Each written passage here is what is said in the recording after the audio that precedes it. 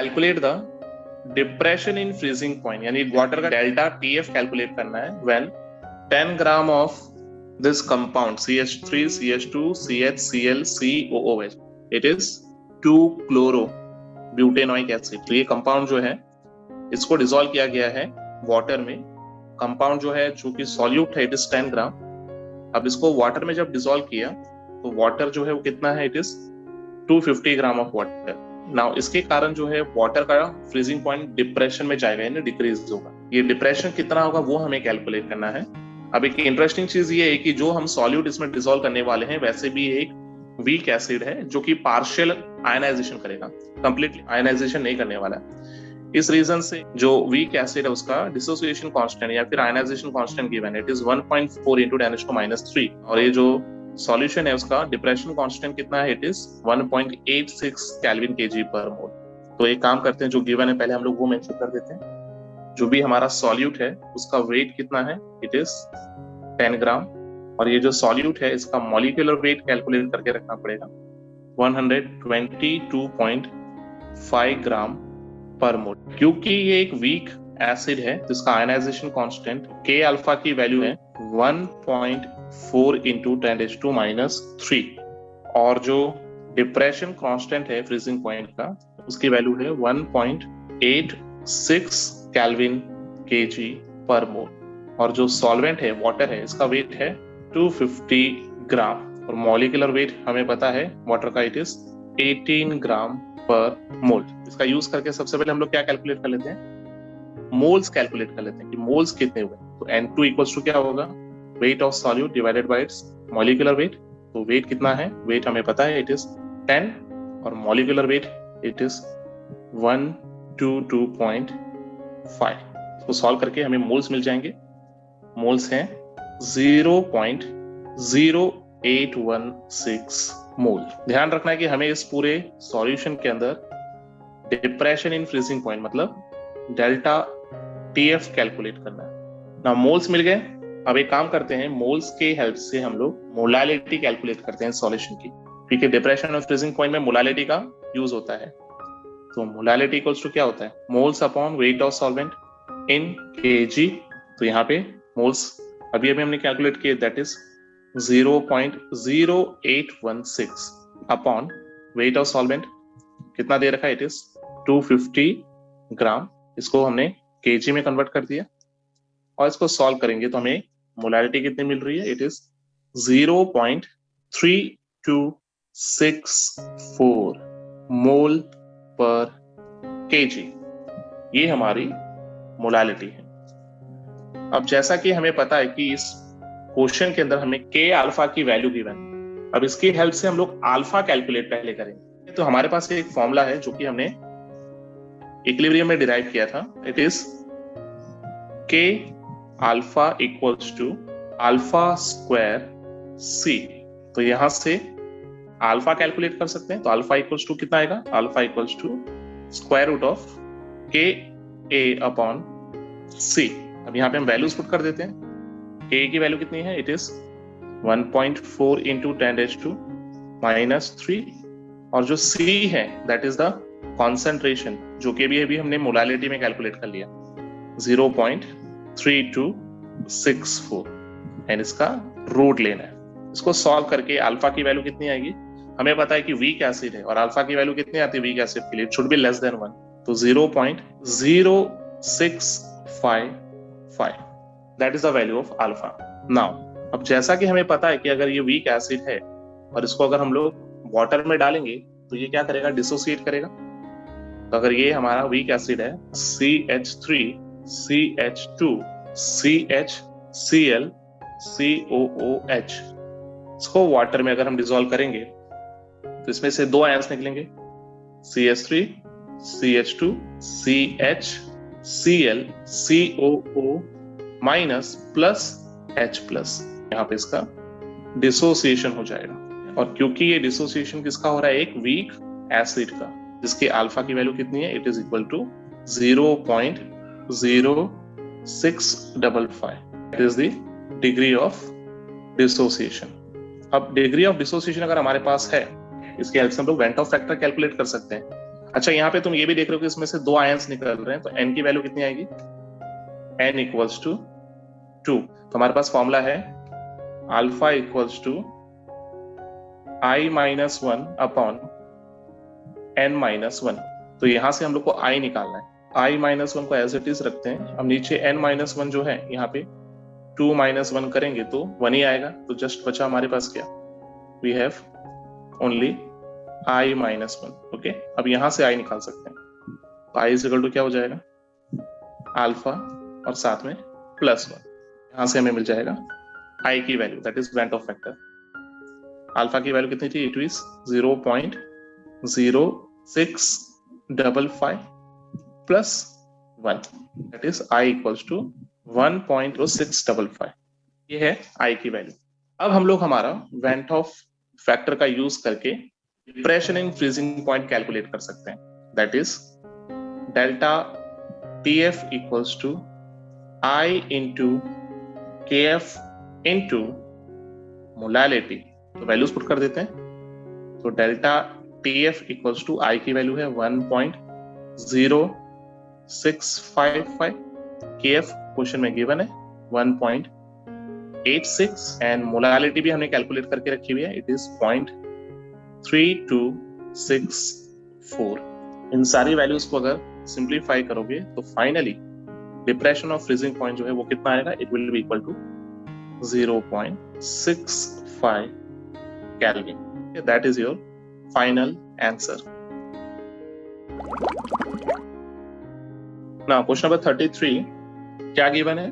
19.5 gram जो है fluoro ethanoic acid, इसको डिसॉल्व किया है 500 ग्राम वाटर में, जिसके कारण depression in freezing point of what it is observed is 1 degree Celsius. ठीक है, डिप्रेशन 1 डिग्री का हुआ है। तो हमें क्या करना है? Calculate the went Hoff factor and dissociation constant. I calculate करना है और डिसोसिएशन कांस्टेंट मतलब K अल्फा कैलकुलेट करना है।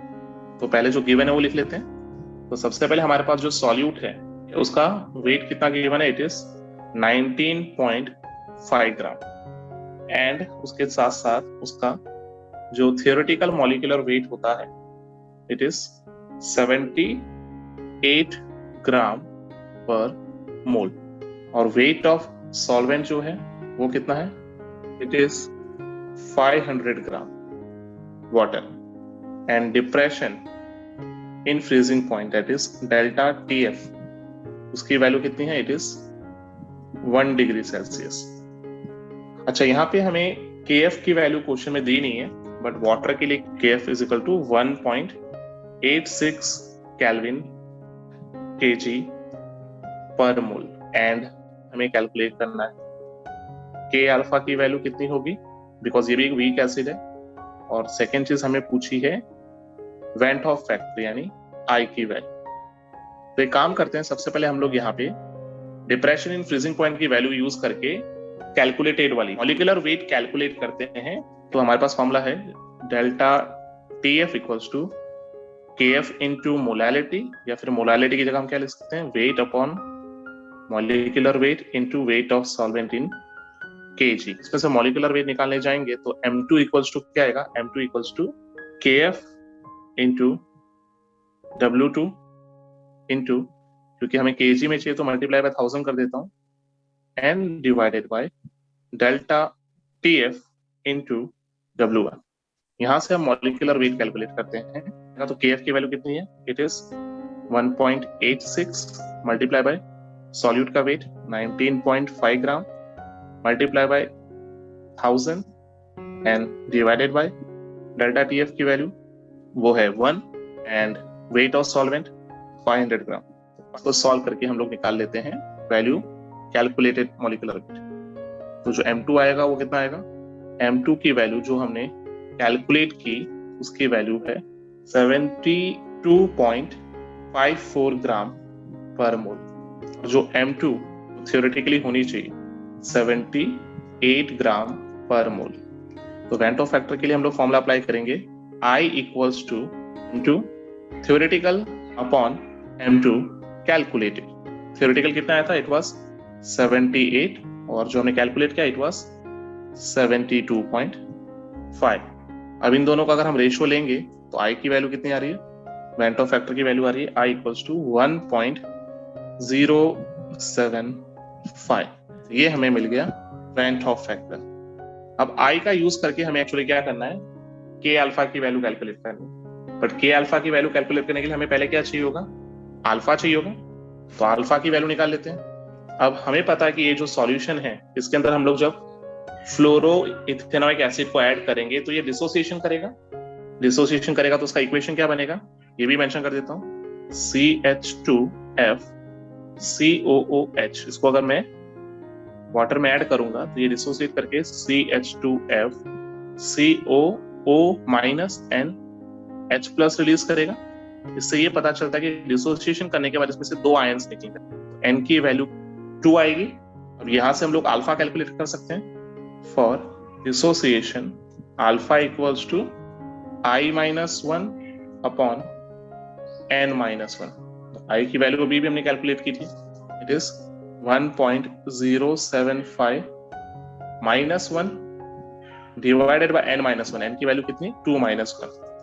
तो फाइनली इसमें से अल्फा कितना आएगा, अल्फा आएगा 0.075। ये हमें मिल गई अल्फा की वैल्यू। अब हमें क्या चाहिए, हमें चाहिए K अल्फा की वैल्यू। तो K अल्फा की वैल्यू क्या होती है, K alpha equals to alpha square C। लेकिन हमारे पास C नहीं है, कॉन्सेंट्रेशन नहीं है, तो एक चीज और कैलकुलेट करनी पड़ेगी, मोलालिटी। तो मोलालिटी इक्वल्स टू क्या होगा, N2 upon weight of solvent in kg। तो यहाँ पे आएगा W1 इन kg। अब N2 की जगह क्या ले सकते हैं, W2 upon M2 into W1 आएगा, ऊपर मल्टीप्लाई बाय 1000 आएगा। वेट ऑफ सॉल्यूट हमें पता है कितना है, it is 19.5 divided by molecular weight जो कि हम यूज करने वाले हैं 78 मल्टीप्लाई बाय 500 एंड यहाँ पे ऊपर 1000। ओके, इसको सॉल्व करेंगे और हमें मोलालिटी मिल जाएगी, इट इज 0.5 मोलार। ये हमारा कॉन्सेंट्रेशन आ गया। अब हम लोग फाइनली यहाँ पे लगा सकते हैं K अल्फा का फॉर्मूला। तो K अल्फा इक्वल्स टू क्या है, अल्फा स्क्वायर C। अल्फा की वैल्यू हमें पता चल चुकी है, इट इज 0.075। इसका स्क्वायर करना है और मल्टीप्लाई बाय C अभी भी हमने कैलकुलेट किया 0.5। इसको सॉल्व करेंगे और फाइनली जो हमारा K अल्फा की वैल्यू आएगी, it is equal to 2.83 into 10⁻⁻3. This is the final value of dissociation constant. Now, question number 34. The vapor pressure of water at 293 Kelvin temperature is 17.535 mm of Hg. Water की vapor pressure दे रखी है. Now, calculate the vapor pressure of water जब उसमें 25 gram glucose dissolve कर देंगे और 450 gram water है। यानी अब हमारा वेपर प्रेशर एक्चुअली डिक्रीज होने वाला है और उसमें हम लोग ग्लूकोज ऐड कर रहे हैं। इसका मतलब रॉल्स का फर्स्ट लॉ लगेगा, नॉन वोलेटाइल सॉल्यूट का। तो प्योर वाटर का वेपर प्रेशर कितना गिवन है, it is 17.535 mm of Hg। अब इसमें क्या कर रहे हैं, इसके अंदर हम लोग सॉल्यूट ऐड कर रहे हैं, ग्लूकोज ऐड कर रहे हैं। कितना, we are adding 25 gram of glucose. इसमें ऐड कर रहे हैं इन वाटर। वाटर कितना है, it is 450 gram of water. अब इसके कारण क्या होगा, उसका वेपर प्रेशर डिक्रीज होना चाहिए। अच्छा, टेम्परेचर क्वेश्चन में कितना गिवन है, it is 293 kelvin.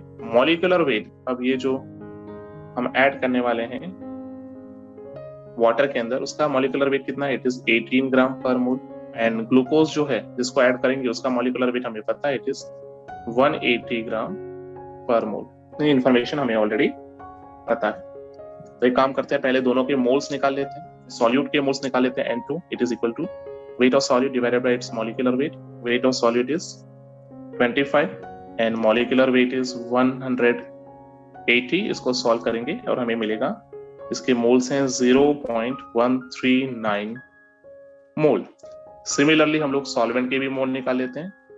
Wait of solvent divided by its molecular weight. Weight कितना है, इट इज 450 और मॉलिक्यूलर वेट वाटर का है 18। इसको सॉल्व करेंगे तो हमें कितना मिलेगा, we will get 25 mole according to Raoult's law, that is relative lowering of vapour pressure. हमें पता है फॉर्मूला लगाना में P0 minus PS upon P not equals to X2, और X2 की जगह हम लिख सकते हैं N2 upon N1 plus N2।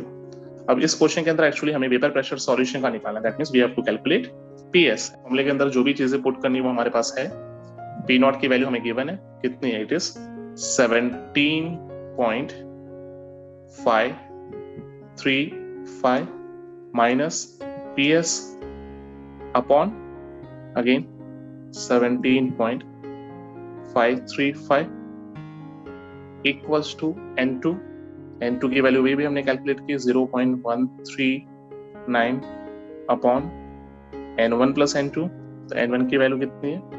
It is 25 plus 0.139, इसको सॉल्व करेंगे तो कितना आएगा? 0.139 upon 25.139।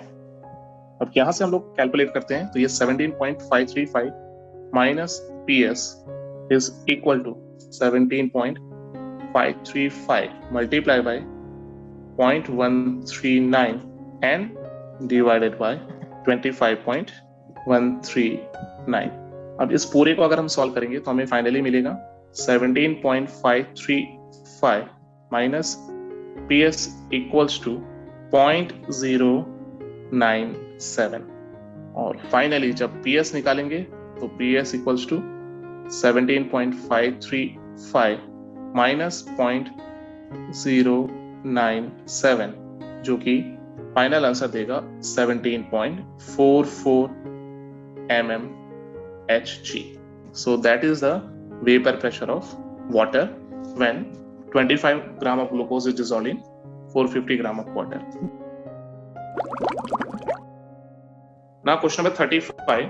Henry's law constant for molality of methane in benzene at 298 Kelvin temperature is 4.27 into 10⁵ mm of Hg, यानी KH की वैल्यू, हेनरीज लॉ कांस्टेंट की value दे रखी है। Now calculate the solubility of methane. अब सॉल्युबिलिटी हम कौन से terms में एक्सप्रेस कर सकते हैं? यहाँ पे मोल फ्रैक्शन, क्योंकि हेनरीज लॉ में सॉल्युबिलिटी को मोल फ्रैक्शन में एक्सप्रेस किया गया है। अब हमें 298 केल्विन पे सॉल्युबिलिटी कैलकुलेट करनी है मीथेन की बेंजीन में under 760 mm of Hg। Pressure given है, तो पहले जो गिवन है वो देख लेते हैं। तो प्रेशर, सबसे पहले प्रेशर लिख देते हैं कि pressure is 760 mm of Hg, that is 1 bar, right? Normal हमारा एटमॉस्फेरिक प्रेशर है। अब इस प्रेशर के अंदर हमारा जो हेनरीज कांस्टेंट की वैल्यू है सॉल्यूशन की, वो कितनी गिवन है? तो KH की वैल्यू है 4.27 into 10⁵ mm ऑफ Hg। अब टेम्परेचर कितना है? Temperature is 298 kelvin.